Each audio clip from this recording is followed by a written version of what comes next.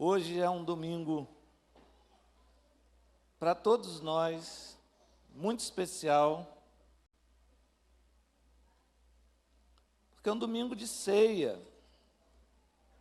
E nós podemos fazer a ceia do Senhor o dia que a gente quiser, a hora que a gente quiser. Mas há alguns anos atrás ficou decidido, numa reunião mundial de igrejas evangélicas, que aconteceu na Holanda, de que nós separaríamos o primeiro domingo do mês, para que todos os lugares do mundo, em todos os lugares do mundo, claro, respeitando os seus fusos horários, seus horários diferentes, mas que esse dia fosse o dia mundial, de celebração da ceia. Podemos fazer isso toda semana, todo dia que a gente se reunir, se quiser, mas esse primeiro domingo ficou decidido que todos nós, irmãos em Cristo, estaríamos celebrando essa vitória que o Senhor nos deu. Então, por isso que nós estamos aqui nessa noite, diante dessa mesa linda que prepararam para a gente. E antes da gente partir para a mesa, eu gostaria de compartilhar com você uma palavra de Deus, para que a gente possa sair daqui com a certeza de que Deus tem cuidado de nós. Abra sua Bíblia. Na carta de Paulo aos Gálatas, no capítulo 6, versículo 17. Capítulo 6, verso 17. Se você está sem a sua Bíblia, acompanhe aqui no telão. Se você está com sua Bíblia no celular, ligue ela. Para que a gente nunca perca essa tradição da palavra que é tão importante, que diz assim, olha, quanto ao mais, ninguém me moleste, porque eu trago no corpo as marcas de Cristo, as marcas de Jesus. Pode voltar no 17. Quanto ao mais, Paulo está escrevendo aos Gálatas. E quando chega no final da sua carta, ele vai dar uma resposta a toda aquela comunidade, talvez comunidade que questionava a maneira de liderar a conduta de Paulo, porque eles estavam sendo atacados cada vez mais por doutrinas estranhas ao Evangelho. E é muito fácil, as igrejas serem atacadas por doutrinas estranhas ao Evangelho, porque na realidade isso é uma artimanha de Satanás para destruir um trabalho, para colocar uma igreja em derrota, porque o Evangelho, ele precisa ser, na sua essência, o Evangelho da salvação, o Evangelho do poder de Deus. E quando você começa a perceber que está entrando no nosso meio práticas permissivas de erros, de pecados, quando nós começamos a tratar o pecado como uma coisa comum, normal, quando nós deixamos de observar a palavra de Deus para tomar decisões, quando nós esquecemos que antes da gente ter autoridade, a autoridade é da palavra, a gente começa a deixar isso de lado, a gente começa a esquecer isso, nós estamos entrando por um caminho de derrota. E Paulo, ele é muito cuidadoso com isso.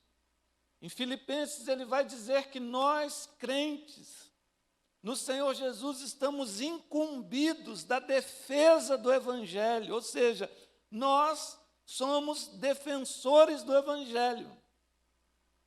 Mas se esse Evangelho, na sua fonte, ele for adulterado, ele vai colocar toda uma comunidade em perdição. Então, Paulo chama essa comunidade dos Gálatas a uma realidade de prestar atenção naquilo que está sendo feito no seu meio.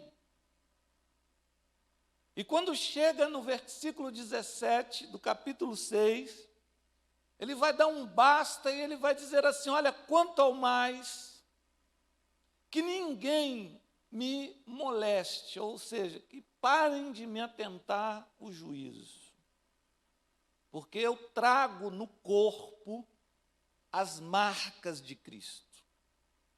E aqui Paulo coloca algo bastante interessante para a gente pensar. Por quê? Porque o verdadeiro evangelho, grava isso, ele precisa deixar marcas na nossa vida.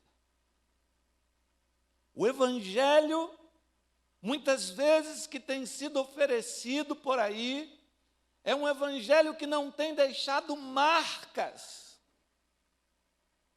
Talvez tenha até tentado doutrinar alguém, aprisionar alguém, colocar na vida da pessoa usos e costumes, tentar fazer com que aquela pessoa pareça diferenciada, mas presta atenção numa coisa: as marcas de Cristo, elas estão no corpo, elas estão na alma, elas estão na vida de uma pessoa, elas não estão presentes na roupa, elas não estão presentes na forma de falar, elas não estão presentes na igreja que eu frequento. A marca de Cristo não é uma marca denominacional, ela é a marca do Evangelho que transforma o ser humano, ela é a marca do Evangelho que consegue mudar da água para o vinho, ela é a marca que consegue mostrar milagres na vida de uma pessoa. E você tem que olhar para a sua vida e entender uma coisa: eu sou um milagre de Deus. Por quê? Porque se eu continuasse indo na linha que eu estava indo, se eu continuasse no caminho que eu estava indo, eu estaria completamente perdido. A marca do Evangelho, ela é demonstrada pelo milagre que Deus transforma a nossa vida. A esposa que você foi transformada, o pai que você foi transformado, a mãe, o esposo, o marido que você foi transformado, isso são marcas de um evangelho. Marcas de um evangelho que muda a conduta, que transforma o caráter, que pega gente que não vale nada e transforma gente que não vale nada em testemunhos de bênção, em testemunhos de poder. O Evangelho, ele é poderoso. Ele é poderoso para pegar gente que o mundo já tinha mastigado, que o mundo já tinha colocado para fora, que já não servia para mais nada, pegar essa mulher, pegar esse homem, pegar esse jovem e transformar essas vidas em um testemunho poderoso da graça de Deus, do poder de Deus, da manifestação do Espírito. Só que qualquer outro evangelho não faz isso. Qualquer outro evangelho, ele não possui essa ação. Ele é falsificado. Ele não consegue atingir, a mudança não acontece, a transformação de mente não acontece. As pessoas vivem mentindo para a comunidade da qual faz parte, mentindo para a família, mentindo para si mesmos. Por quê? Porque esse evangelho, ele não causa confronto. E a gente está vivendo um tempo hoje que você não pode mais confrontar ninguém. O cara vai na tua igreja para rir, para ouvir piada. E você tem que ser bom de contar piada. Porque se você chamar na capa, o cara não volta. Aí hoje a aula com os jovens, não sei como é que foi a aula dos professores aí. Mas a aula dos jovens hoje eu fiquei com medo, rapaz. No final eu até falei, ô Gui, fica aí comigo, né? Gui, meu filho. Se o povo for embora, tu fica, né? Eu te dou uma força, você me dá uma força. Porque a gente precisa falar coisas que não são coisas boas. A gente precisa confrontar na raiz do mal. Eu sou um grande observador. Eu gosto de observar detalhes, eu gosto de observar coisas, pessoas. E a gente fez um cimento aqui do lado, né, da igreja. E aí, quando a gente colocou o cimento, aí eu estava falando até com o Sandro, demos glória a Deus, acabamos com a terra, limpamos essa lateral, oh, que bom, não sei o quê. Só que o cimento começou a rachar. Começou a aparecer rachadura no cimento. E aí você vê que não foi tão bom assim, né? Aí daqui a pouco você vê o mato nascendo. O mato. Uma florzinha, eu fiquei com pena dela. Falei, florzinha, você nasceu aqui. Você veio lá de baixo, das camadas profundas, subiu, quebrou aquilo, saiu, apareceu a flor. Aí Sandro falou, se plantar alguma coisa de comer não dá. Eu filosofando com Sandro na lateral. Se plantar uma cenoura não nasce. É verdade. Sabe por quê? Porque é aquele pecado que foi colocado algo em cima, mas não consegue segurar. Ele vem, ele tem força, ele vem rachando, ele vem quebrando, ele vem passando por lugares, né, que você acha assim, não, isso aqui já está arrumado na minha vida. Não está, porque o evangelho que tem que ser colocado tem que ser o evangelho que vai inibir, proibir, coibir qualquer coisa de aparecer ali. Não vai aparecer mais. Aquele desvio não vai aparecer mais. Aquele transtorno não vai aparecer mais. Aquela doença não vai aparecer mais. Aqueles pensamentos negativos não vão aparecer mais. Por quê? Porque o evangelho está pavimentando a tua vida.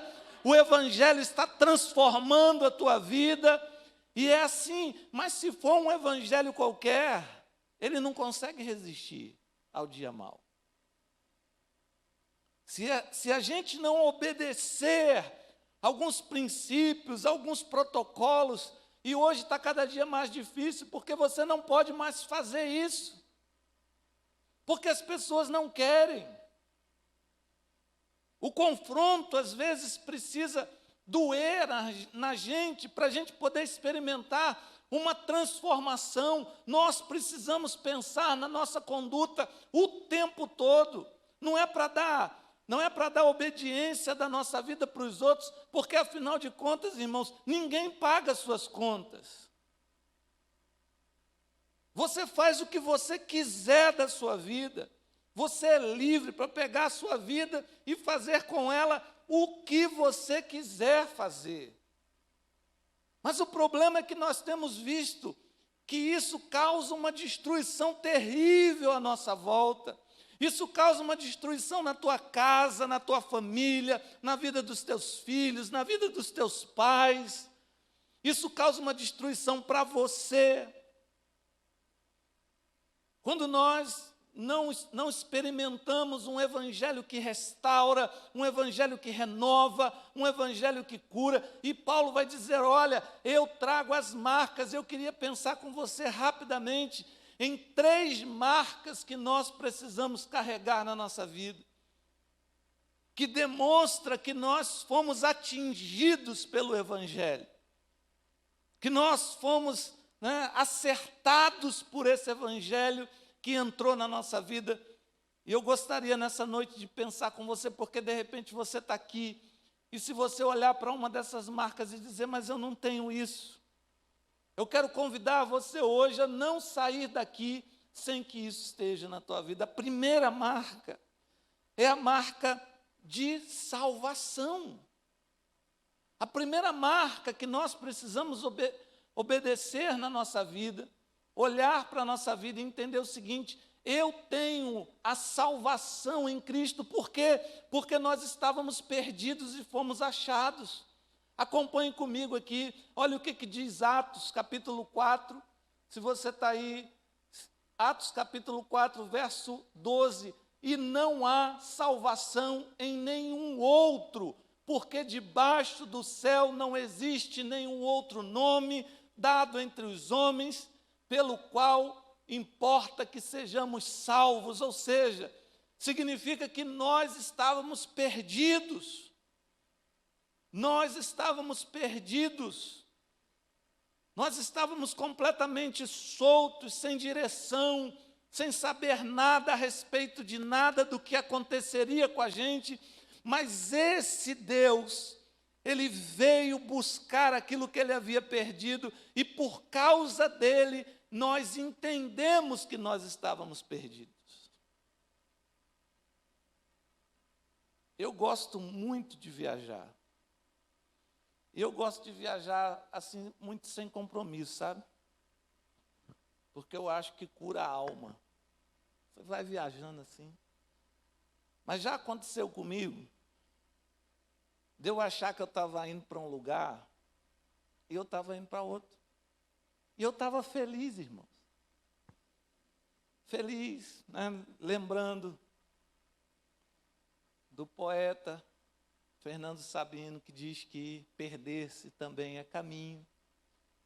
Feliz da vida, andando com a minha família de carro, achando que eu ia chegar naquele lugar que eu tinha colocado na minha mente. Parei, fui tomar um café.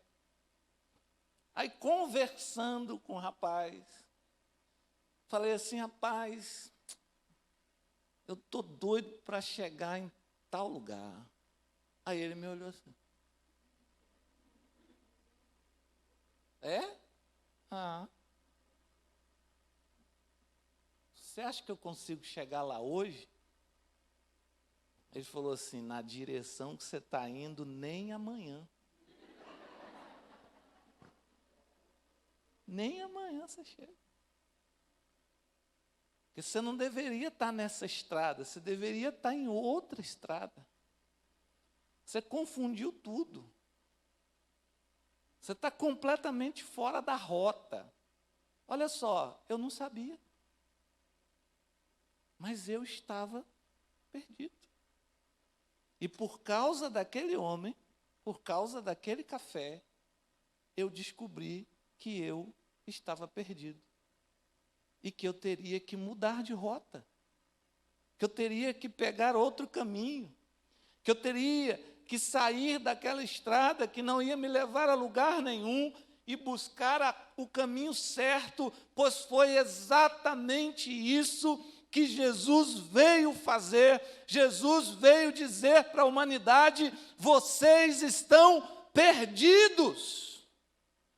E aí algumas pessoas dizem assim, nossa, eu estou perdido, eu preciso recuperar o caminho, eu preciso recuperar a rota, eu preciso buscar aquilo que eu estava buscando, eu preciso ir nesse caminho, mas eu preciso mudar a minha vida.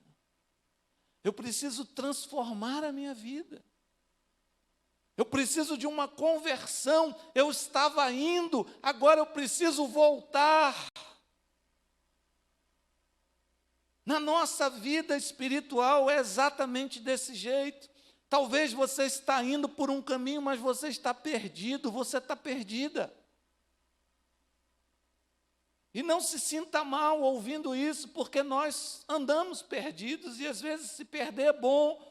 Eu já me perdi em tantos lugares que eu falei, nossa, descobri uma coisa que eu não sabia. Deus me trouxe por esse caminho, Deus me mostrou esse caminho. E foi bênção na minha vida. Mas quando nós não vamos atingir o alvo, quando nós não vamos acertar o objetivo, quando aquele caminho não vai nos levar a lugar nenhum, nós precisamos dessa orientação. Nós precisamos dessa bênção. Olha só o que diz aí em Hebreus capítulo 7, 25. Hebreus capítulo 7, 25. Por isso também pode salvar totalmente os que por ele se chegam a Deus, vivendo sempre para interceder por eles. Olha que coisa maravilhosa. Eu tenho um Deus que pode me salvar e eu tenho um Deus que vai continuar me guiando. Eu preciso entender o seguinte: eu preciso da marca da salvação. O Evangelho precisa deixar em mim a marca da salvação. Efésios capítulo 2, versos 8 e 9. Porque pela graça sois salvos mediante a fé, e isto não vem de vós, isso é dom de Deus. Sabe qual é a palavra dom? Significa, é um presente de Deus. Sabe o que isso significa? Deus podia deixar a gente continuar perdido. Deus podia deixar a gente continuar no caminho da perdição, mas Ele veio, Ele desceu ao mundo. É aquilo que diz lá em João 3,16, Ele amou o mundo de tal maneira que deu o seu Filho unigênito para que todo aquele que nele crê não pereça, mas tenha a vida eterna. Ele veio, Ele não precisava se sujar com a humanidade, Ele não precisava vir para o meio da humanidade, não. Ele poderia continuar sendo adorado pelos anjos, ele poderia continuar sendo Deus sentado no trono, mas ele se tornou, ele veio na forma de homem, assumiu a forma de servo. Você sabe o que é isso? Só para que eu e você pudéssemos ter a marca da salvação. E por que eu estou te falando isso? Porque as igrejas estão cheias de pessoas que fazem parte dela, que não entendem que eram perdidos e que precisam encontrar a salvação. O que eu posso dizer para você? A igreja está cheia de gente perdida. A igreja está cheia de gente perdida. Eu gostaria que nessa noite de ceia, você parasse um pouco e pensasse o seguinte: olha, eu quero refletir um pouco sobre a minha salvação.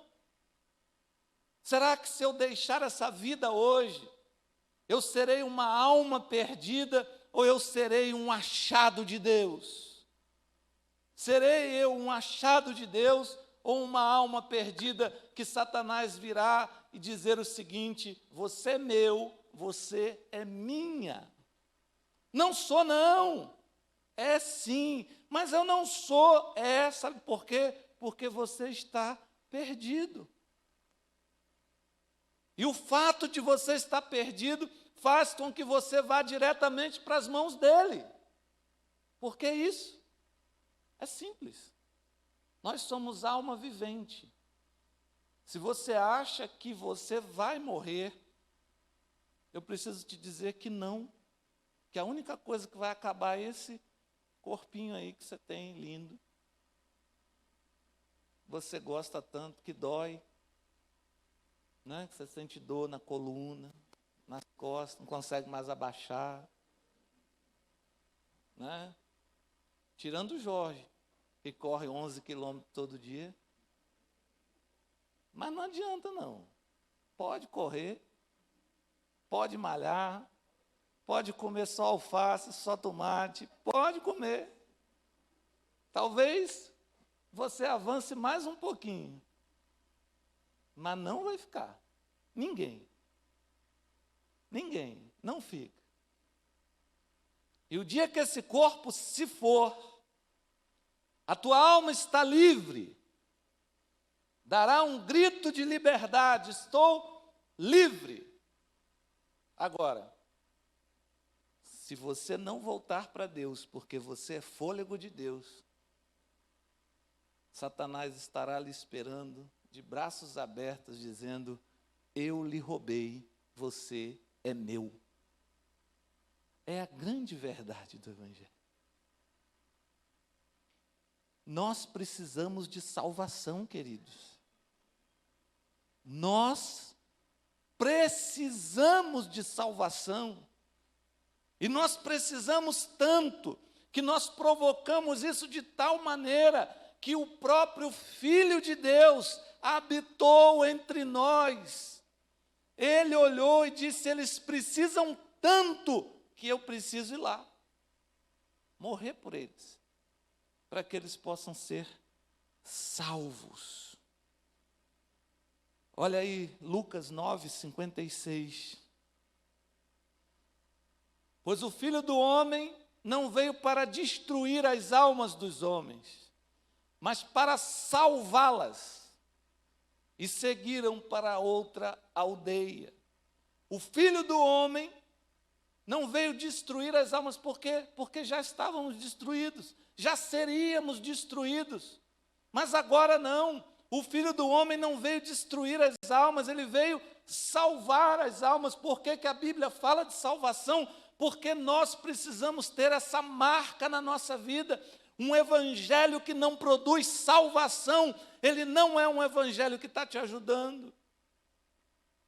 O evangelho precisa produzir em nós a marca da salvação. Nós precisamos sim ser crentes e ser salvos. Pastor, o que é que eu preciso fazer para isso acontecer? É simples, você precisa abrir o teu coração e você precisa dizer: Deus, eu estava perdido e eu preciso te encontrar. Eu não sei, eu não tenho certeza, eu preciso do Senhor. Graças a Deus por isso. Colossenses, capítulo 1, versos 13 e 4. Se nós não estávamos perdidos, porque Ele nos libertou. Paulo escreve aos Colossenses, vai dizer: Ele nos libertou do império das trevas e nos transportou para o reino do Filho do seu amor, no qual temos a redenção e a remissão de pecados. Você sabe o que significa ser remido? Quem é que paga condomínio? Levanta a mão. Um monte de gente aqui paga condomínio. Pagar condomínio é um saco. Todo mês você tem que pagar aquela taxa. Todo mês você tem que pagar o condomínio. Você não usa piscina, você tem que pagar o condomínio. Você não tem filho que vá no parquinho, você tem que pagar o condomínio. Você precisa pagar aquilo ali. Aí vamos dizer que alguém batesse na sua porta: ô, seu Robson, boa noite, tudo bem? Eu vim aqui lhe informar que o senhor está remido do condomínio. O que isso significa? Que eu nunca mais vou precisar pagar nada. Absolutamente nada. Nós tínhamos uma dívida. E que nós iríamos pagar essa dívida, mas Jesus disse: não, eu pago para você, eu vou pagar. Você está remido. Você não precisa pagar mais nada, mas está no teu nome, está no teu CPF, está na sua conta, sim, mas eu vou pagar para você. Mas é a minha vida, eu teria que dar a minha vida. Não, eu vou dar a minha vida por você. Foi isso que ele fez. O Evangelho traz a marca da salvação, mas também o Evangelho traz a marca de ser uma nova criatura. Você sabia disso? O Evangelho precisa mostrar para a gente que nós somos uma nova criatura, gente. Acompanha comigo aí 2 Coríntios 5,17. Portanto, se alguém está em Cristo, é o quê? Olha, entenda. Se você está em Cristo e você ainda não é uma nova criatura, você não possui essa marca na sua vida. E você precisa buscar essa marca na sua vida. E essa marca, pastor, se constitui em quê? O versículo diz: as coisas velhas, antigas, já passaram, eis que se fizeram novas. Tá, e aí? Lembra que você era fofoqueira? Lembra que você cuidava mais da vida dos outros do que da sua? Lembra que você estava mais preocupado com a vida do vizinho do que com o seu, com a sua vida? Lembra que você fazia intriga? Lembra que você falava mentira? Lembra que você roubava os outros? Enganava os outros? Já tem gente dizendo, eu não, eu não. Deus sabe. Deus sabe. Lembra quem você era? Lembra dos teus pensamentos, da inveja, da maledicência, de você, sabe, ter uma língua maldosa, uma mente pervertida, maldosa. Lembra? Se você não lembra, você conhece alguém. Você diz assim, misericórdia. Sabe o que é ser uma nova criatura? É quando a gente abandona isso. É quando a gente passa a ser uma nova criatura. As coisas velhas já passaram. Eu agora olho para a vida do meu irmão e o que eu desejo para ele é bênção na vida dele. Agora eu não fico mais procurando sobre a vida dos outros, eu cuido da minha vida. Eu não quero saber o que está acontecendo na vida de ninguém, eu quero saber o que está acontecendo na minha vida. Eu não abro a boca para maldizer as pessoas ou para maldizer a minha vida. Pelo contrário, eu abro a boca para abençoar. Eu abro a boca para ver coisas boas acontecendo. Eu espantei completamente o espírito de miséria de mim e eu agora tenho uma vida diferente. Aquela mente, muitas vezes, com pensamentos esquisitos, com pensamentos estranhos, essa mente vai dando lugar à mente de Cristo. Eu agora começo a olhar para as coisas com o olhar de Deus, eu começo a olhar para as pessoas com o olhar de Deus. Isso é a marca de ser uma nova criatura. É quando as pessoas chegam e dizem assim, você está diferente, você está sendo transformado, algo está acontecendo na sua vida. Você parece ser uma pessoa boa, você é uma pessoa que está fazendo bem à sua família, está fazendo bem às pessoas que estão à volta de você, está criando menos intriga ou intriga nenhuma. Isso é marca de ser uma nova criatura. Você quer ver? Olha Gálatas 6:5. Do nada, Gálatas 6:5, do nada, porque cada um, 6:15, desculpa, 6:15, que o que adianta, né? Pois nem a circuncisão é coisa alguma, nem a incircuncisão é alguma coisa, mas ser uma nova criatura. E aqui eu vou contextualizar para você. Existem pessoas que vêm para a igreja, começam a frequentar a igreja, aí gosta. Pô, o ambiente é bom. O ambiente é legal aqui. A música é boa. As pessoas são gente boa. Né? Aí você fala, vou ficar aqui. Aí vai, se batiza. Passa pelo batismo e começa a frequentar a igreja, mas em você não houve nem sombra de variação.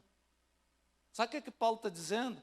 Troca essa palavra circuncisão pelo batismo. Pois nem o batismo é coisa alguma, nem o não estar batizado é coisa alguma. Mas o que importa é ser uma nova criatura. Porque as igrejas, da mesma forma como estão cheias de pessoas que não conseguem ter a marca da salvação, valorizar isso, acreditar nessa transformação, nessa bênção que nós recebemos de Deus, as igrejas também estão cheias de pessoas que não possuem a marca de ser uma nova criatura. Não houve sombra de mudança, não teve variação nenhuma na vida daquela pessoa. Ah, mas eu sou batizado, eu sou crente, vai para o inferno. Mas eu sou membro da igreja, inferno. Ah, mas eu frequento os cultos.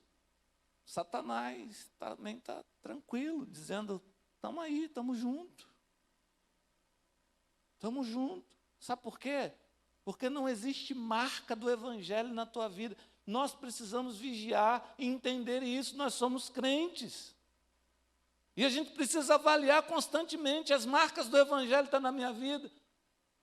Ou eu continuo sendo aquele cara que eu era antes de me converter, eu continuo sendo aquela pessoa que eu era antes de conhecer a Deus, que enganava todo mundo, que mentia, que falava coisas que não deveria falar, que fazia coisas que não deveria fazer. Será que eu continuo sendo essa pessoa? O evangelho precisa trazer essa marca, e aí dói. Sabe por que dói? Porque está mudando a nossa natureza. Mudar a natureza, irmão. Você acha que tua natureza muda assim? Você acha que a coisa é simples assim? Olha o que diz aí Efésios capítulo 4, 22 a 24. No sentido de que, quanto ao trato passado, vos despojeis do velho homem. Larga essa criatura que te acompanha. Essa criatura que te faz pecar, essa criatura que te faz errar, essa criatura que te faz se sentir para baixo cada vez mais, é o velho homem. E esse velho homem, se ele não for deixado, ele vai nos corromper. Lá na frente, é o cimento. Hoje parece que está tudo bem. Oh, que lindo. Conseguimos. Daqui a pouco, o velho homem diz, não, estou aqui, firme e forte. Quanto ao trato passado, vos despojeis do velho homem, que se corrompe segundo as concupiscências do engano. E aí vem o que nós precisamos para a nossa vida. E vos renoveis no espírito do vosso entendimento. Queridos, isso é tão sério, que a gente precisa entender uma coisa de uma vez por todas. Nós somos homens sujeitos a falha e erros. Mas eu preciso me preparar, lutar, orar, buscar a Deus todos os dias. Sabe por quê? Porque no dia que o pecado bater na minha porta, ele não pode encontrar o velho homem. Você entende isso? Não pode, porque se ele encontrar, o velho homem abre a porta e diz, entra, vamos festejar junto, vamos abalar as estruturas agora. Então ele não pode encontrar a velha criatura, ele não pode encontrar aquela mulher, ele não pode encontrar aquele homem, porque se ele encontrar, já era. Sabe aquela proposta? Aquela proposta que te induz ao erro, que te induz ao engano, quando essa proposta bater, cara, não pode encontrar o velho, porque se encontrar, já era. Não tem para onde correr, encontrou, já foi. Então presta atenção, olha só, Gálatas capítulo 2, verso 20. Você tem noção de quem é Paulo? Você precisa conhecer mais Paulo. Tem uma classe aqui na igreja que constantemente a gente está fazendo um estudo sobre a vida de Paulo. E é muito importante você conhecer Paulo, porque quando Paulo fala de uma velha criatura, Paulo está falando dele. Ele está falando de quem ele é, de quem ele foi, da estrutura dele. E ele está dizendo o seguinte: meu amigo, se eu continuasse sendo o Paulinho que eu era antes, o Paulinho perigosão, o Paulinho das quebradas, o Paulinho da facção, meu amigo, na hora que o erro viesse, o Paulinho ia dizer: opa, é agora, estamos juntos, chegamos. Aí Paulo diz isso aí, ó. Logo, já não sou eu quem vive, mas Cristo vive em mim, e esse viver que agora tenho na carne, vivo pela fé no Filho de Deus, que me amou e a si mesmo se entregou por mim. Sabe o que Paulo fez? Para eu continuar vivendo sendo Paulo, eu tenho que deixar de ser Paulo. E eu tenho que viver pela fé no Filho de Deus. É a única coisa que me faz continuar vivendo nesse mundo. E assim tem que ser na nossa vida. Isso é marca de ser uma nova criatura. Mas a terceira marca que eu quero trazer para você nessa noite é a marca do trabalhar de Deus. Presta atenção nisso. Porque o trabalhar de Deus é algo muito sério. Quando Paulo usa o texto de Gálatas, capítulo 6, verso 17, que eu trago as marcas de Cristo em mim, Paulo está visualizando um escultor. Sabe um escultor? Você já viu obras incríveis, né? Por exemplo, quando você olha o Davi de Michelangelo, é uma pedra. É uma pedra, aquilo ali é uma pedra quadrada. Que eu vou ser muito sincero para você, se eu ganhasse aquela pedra, ela seria pedra até hoje. Do jeito que ela veio, Nil, aquela pedra quadrada daquele tamanho, quase 2 metros de altura, era uma pedra bruta inteira. O que o escultor fez? Chegou ali, começou a trabalhar naquela pedra, começou a trabalhar pouquinho a pouquinho, era um dedo, era uma unha, era um pé, era um formato. Se você olhar, procure depois na internet, você vai ver a perfeição da obra. Chega uma hora que você fica até assim: meu Deus, é muito perfeito. Ele foi trabalhando, esculpindo aquela pedra, deixando as coisas cada vez mais polidas, prontas. Quando chega no rosto, é uma coisa linda, você vê que a face daquela pedra bruta. Você olha, parece que tem sentimento. Tamanho o trabalho daquele escultor. É isso que Paulo está dizendo, gente. Você acha que o trabalhar de Deus é o quê? Me converti, aleluia, agora sou crente, agora eu quero... Não, meu filho. É talhadeira em cima, e dependendo da pedra, porque tem umas pedras duras. Tem pedra que não é sabão, não, tem pedra que é o cão. Está pensando o quê? Tem pedra molinha, só... você aí está me ouvindo, seja aqui, seja em qualquer lugar por essa live, eu quero te dizer uma coisa: talvez você seja uma pedra difícil de trabalhar. Uma pedra que o escultor olha e fala assim: não vou, mas Jesus vai. E Jesus transforma qualquer tipo de pedra na escultura mais linda que você pode imaginar, porque Ele é especialista em pegar gente que não vale nada e transformar em bênçãos de Deus. Louvado seja o nome do Senhor. Marcas do trabalhar de Deus. 2 Pedro, capítulo 3, verso 18, antes crescei na graça e no conhecimento do nosso Senhor e Salvador Jesus Cristo, a Ele seja a glória, tanto agora como no dia eterno. Ou seja, qual é a palavra? Crescimento, crescei. Um monte de crente, dentro das igrejas, tudo menino pior, menino mimado, não cresceu nada, nem 1 centímetro na fé, não aprendeu nada, não aperfeiçoou absolutamente nada. A ordem de Pedro é: cresçam. Cresçam. gente desordeira, gente que arruma confusão, gente que cuida da vida dos outros, gente que está sempre atrasando a obra de Deus. Se você é uma pessoa dessa, se arrependa, cresça, seja parte da solução, não seja parte do problema. Seja parte da solução. Você precisa crescer, nós precisamos crescer.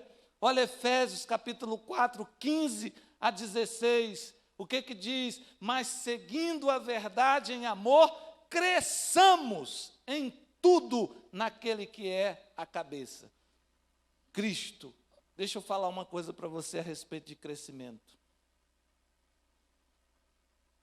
Eu cresci muito rápido.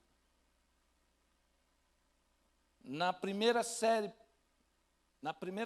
né? Primeiro ano, na nossa época era a primeira série. Os alunos eram assim. Aí antigamente tinha que formar fila, cantar o hino, para poder entrar na sala andando e sentar no seu lugar. Sua mesa tinha que estar limpa. O menino era assim, era do maior para o menor. Então a minha turma ia assim. Chegava em mim. Então o meu amigo mais alto, ele pegava aqui, ó, na minha barriga. E eu andava assim, ó.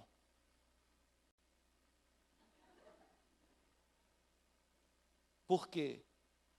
Porque eu cresci, mas minha estrutura não cresceu. Então os tendões doíam, as pernas doíam, as costas doíam, porque eu estava esticando, e eu estava esticando tudo. Aí um dia minha mãe me levou no melhor médico da cidade. Era o dono de uma farmácia. Aí ele virou para ela e falou assim, mas também óleo de fígado de bacalhau, biotônico Fontoura, emulsão Scott. Irmão, aquilo foi o cão que criou.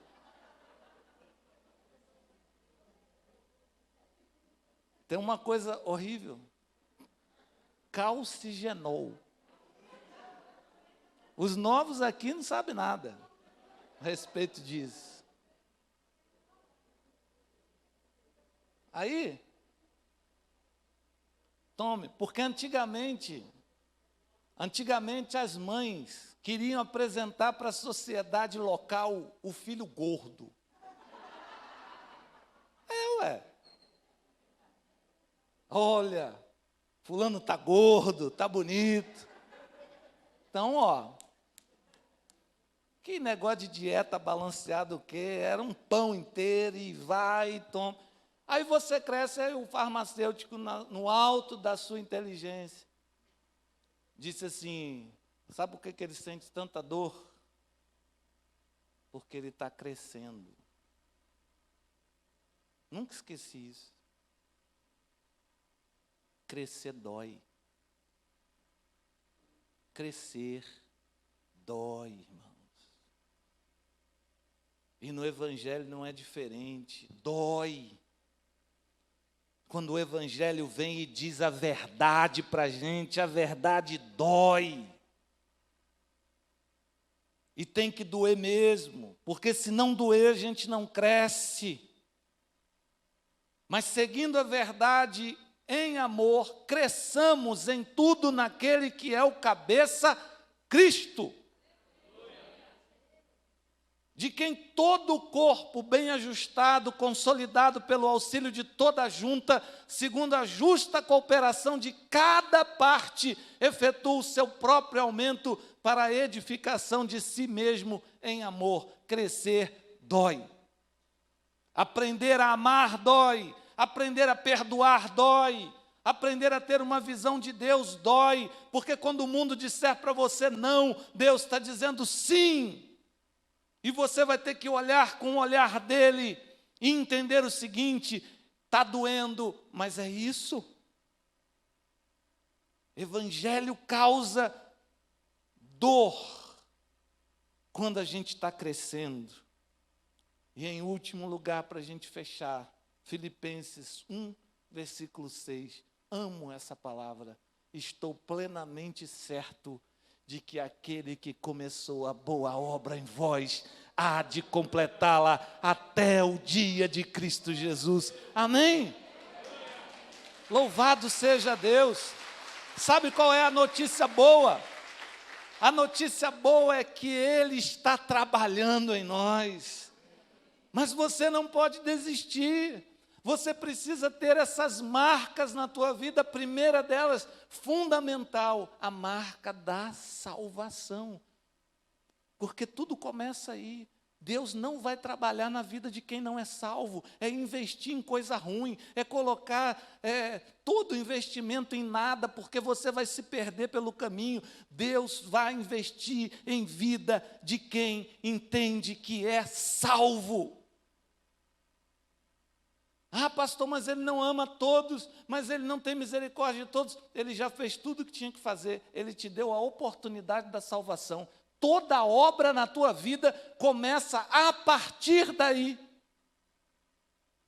A partir da tua salvação. Enquanto não houver consciência de salvação, não tem obra de Deus na tua vida. É vazio, é oco.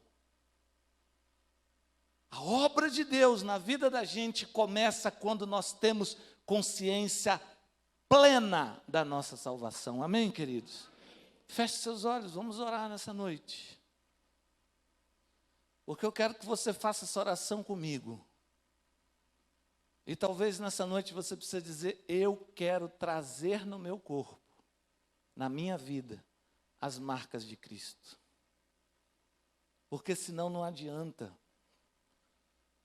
Até posso dizer para você uma coisa, perca de tempo total você está aqui. Porque a única coisa que você está fazendo nessa igreja é enchendo cadeira, só. O Evangelho não terá efeito nenhum na sua vida se você não tiver plena consciência de salvação. Você precisa desenvolver isso. Eu estava perdido. E agora fui achado de Deus, transformado pelo Senhor, fica em mim as marcas de uma nova criatura. Você pode abrir tua boca e contar quem você era, e dizer quem você era, denunciar você, e dizer mesmo: se não fosse Jesus, eu não estaria aqui, se não fosse por Deus, eu não estaria aqui. Se não fosse por Ele, eu não estava nos caminhos. Eu fui achado de Deus, transformado. Transformação, mudança de caráter. É difícil, irmãos, dói.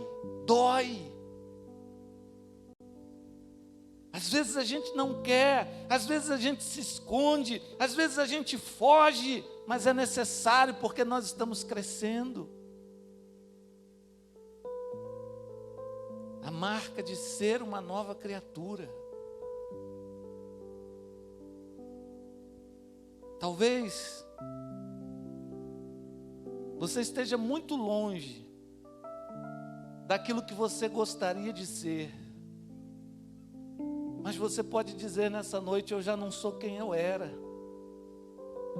Eu posso dizer isso, graças a Deus.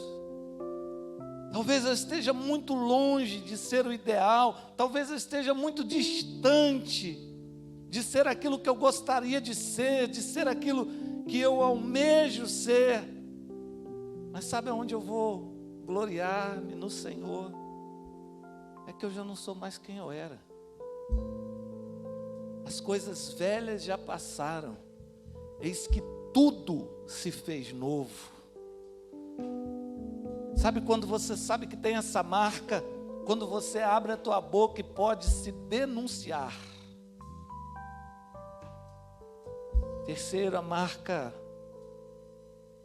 do agir de Deus, da ação de Deus, do trabalhar de Deus, o crescimento espiritual, a sabedoria que você vai alcançando dia após dia, o fato de você conseguir amar, o fato de você conseguir respeitar, o fato de você conseguir perdoar as pessoas, quando você começa a desenvolver um coração misericordioso, quando você começa a olhar para a humanidade e entender que as pessoas estão perdidas, você começa a ver o agir de Deus, o trabalhar de Deus na tua vida, você deixa de se aproveitar dos outros, você não vai mais se aproveitar das pessoas, você vai ajudar as pessoas, você vai ser uma pessoa benigna para a sociedade, para quem vive à tua volta, para a tua família.